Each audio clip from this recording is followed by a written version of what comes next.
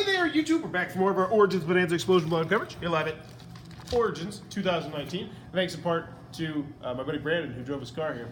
I'm used to saying Kickstarter backers, but they had nothing to do with this one, even though you're awesome. Thank you very much. I'm here with my good friend Adam. Hey. And we're talking about the new game, Beta Colony, from Rio Grande Games. So we got a chance to play this. 3 players.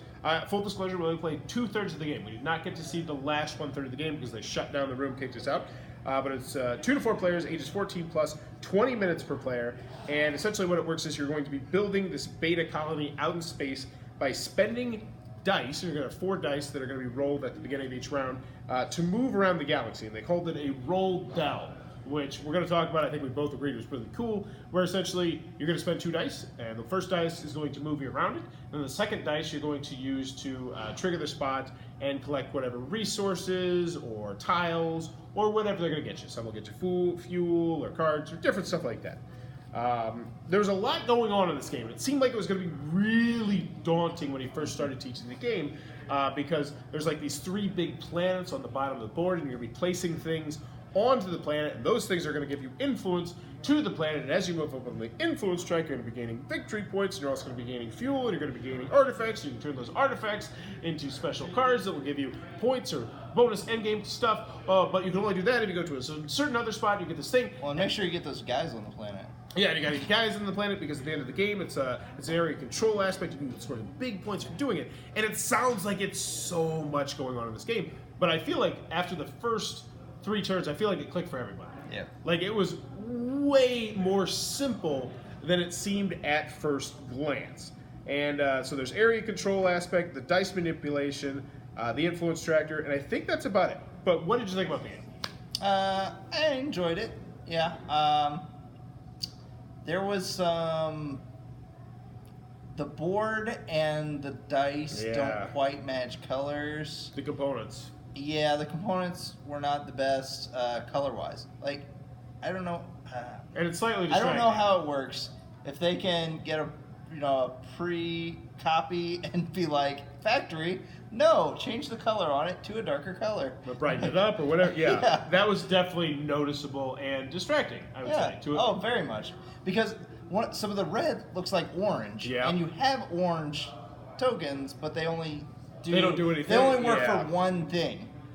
So yeah. And that caught Brandon a few times. Yeah, it caught me once or twice too. And we were arguing actually about this game on the way back because I think we both think it's good. Mm-hmm. And you were a little bit hotter on it than I was. And I brought up this point because, we're going to get to opinions. I think it's a good game. I enjoyed it. I would definitely play it again. I'd love to finish the game. But I'm curious to see what keeps bringing you back to the game. Like, I don't see too many things that are going to change from game to game. So you each have your own different asymmetrical ability, but they're the same. It's just like, oh, you're better at getting red stuff, I'm better at getting green stuff, he's better at getting blue stuff. But you do have one additional special ability, which is interesting, but it's not the kind of thing that I think would make you go, oh, wow, this game's going to be drastically different because I can do this or because I can do that. Those cards on the right side, those change every time. Oh, do they? Yeah. Relatively. Why would they be cards otherwise? Wait. The 3 for the ages. Oh yeah, those. Yeah, and those do change some of what happens in the different areas. So that's the other different aspect of the game. I thought you were talking about the cards on the left side. No. But I still don't think those are going to do enough because most of the time it's just like, oh, if you go to this planet, you're going to get extra stuff. Or, oh, if you have this at the end, it gives you like sort of a fetch quest. It's like, go get 4 artifacts, go get 7 fuel, and you'll get bonus points. Like, it didn't feel like it was going to be enough for me to be like, oh, man, this is totally different. Right. And then on the left side, you have these cards that you can acquire that are either going to give you just flat victory points along with maybe fuel or something like that, or ones that will be endgame scoring ones, but I don't think those change. Now, I'm not 100% sure on that, but I'm pretty sure those don't change. Those are just out there and you can purchase them. So that's my one skeptical thing. I feel like this is the game that needs a couple special abilities. Like, I really would have liked it if some of them were like, instead of giving me points, it's like, oh, now I have this cool special ability where I can place an extra dude out or do something different or use a color for a different thing. Like, I felt it was just lacking some iconography, maybe just on those cards or on maybe some of the things. Like, or maybe some of the influence tracks would give you a special ability if you reached a certain point. I just wanted a little bit extra from the game. And I feel like they probably have some of that planned, but it's just held back for an expansion. I feel like they kind of needed it in this original game. Yeah. I can see that. There's one thing I will say is that I didn't use most of what's on that. What did they call it? The dial. Rondo, the roll dial. So essentially, I was just going to trying to get to two different spots, like the entire time. I never felt like I was starved for cubes. Like I always had the cubes that I needed, just from getting the whatever population or whatever on the track, the reputation. Mm-hmm. And like you'd get cubes for that, and choosing certain discs to put out. Those give you cubes and stuff. Yeah, I felt like you always had choices, but did you think that was a good thing or a bad thing? Because I think I kind of would have liked it to have been a little bit tighter. Yeah, I kind of wish that I did have to go to some of those other spaces to get what I needed a little more often. Yeah, I guess a little more, less ability to collect things would have been good. See, and I actually went to a whole plethora of spots. Like, because there's this other aspect of the game where you go to certain spots and you use a certain colored die, you get a victory point. And I think I did that like 4 or 5 times. Like, I was doing that very consistently. But I also had something that helped me with one of my black dice. But in the end, I think we both thought it was a good game. Yeah. And I would definitely play it again. Yeah, I'd play it again. But yeah, for the time being, I don't know if this is one that I would really want to go out of my way to own until it gets a little bit more. If it does.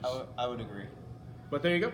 And the theme. That's the other thing. The theme is anything you want it to be. We were talking on the way over. It might have been like Pirates. Mayan calendar. I think that would have been way better. I think Mother Goose, where each of the spots was actually a different Mother Goose rhyme. That's what I'm talking about. It could have been anything. Yeah. Let me know in the comments. If it looks like your cup of tea, be sure to check that one out. If you're enjoying what we're doing, please be sure to click on that subscribe button down below to support the channel. Click on the little Amazon Associates link down below. Really does help the channel.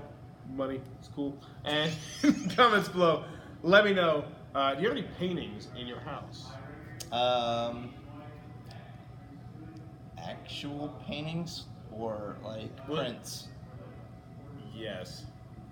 Yes, we have a number of prints in our house. Okay. What is it? Sarah's, she was an art major, so she really likes certain artists, and she got a bunch of prints of their work, and they're all around.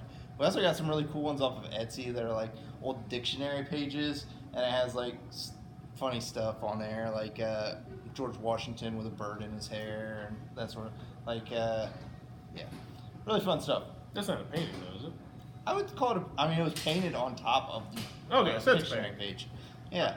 Me personally, I have one thing. It's not a painting though; it's an ink drawing, so I'm not going to count that. I do have 2 paintings though, but they're both in my garage because they're just hideously ugly. I got them at this auction where they used to have like this weird storage auction where you would just get everything.